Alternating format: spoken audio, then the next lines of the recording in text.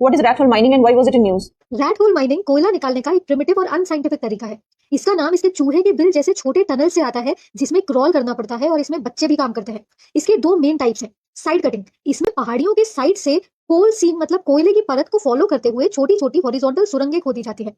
Box cutting, इसमें पहले एक गहरा वर्टिकल गड्ढा किया जाता है, फिर उसके नीचे से हर डायरेक्शन में चूहे के बिल। इसके अलावा ये खतरनाक प्रैक्टिस नागालैंड और असम के बॉर्डर एरियाज में भी देखी जाती है।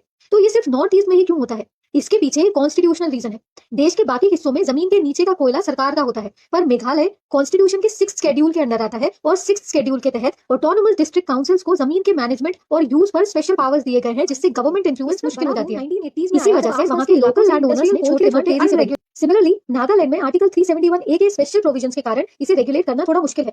इसके एडवांटेजेस के नाम पर सिर्फ एक तर्क दिया जाता है कि इससे लोकल लोगों को रोजगार मिलता है, पर इसके डिसएडवांटेजेस बहुत ही भयंकर है। पहला, ह्यूमन कॉस्ट।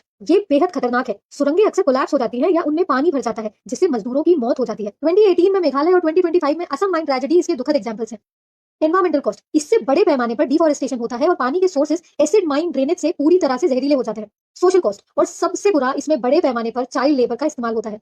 इन्हीं कारणों से नेशनल ग्रीन ट्रिब्यूनल ने 2014 में रैट होल माइनिंग पर पूरी तरह से बैन कर दिया था। तो ये इलीगल है, लेकिन बैन के बावजूद ऑल्टरनेटिव जॉब अपॉर्चुनिटीज ना होने के कारण ये आज भी चोरी छुपे जारी है। तो वे फॉरवर्ड सिर्फ बैन लगाना नहीं है, बल्कि वहां के लोगों को सस्टेनेबल लाइवलीहुड ऑप्शंस प्रोवाइड करना है। वैसे इस कहानी में एक आयरॉनिक ट्विस्ट है।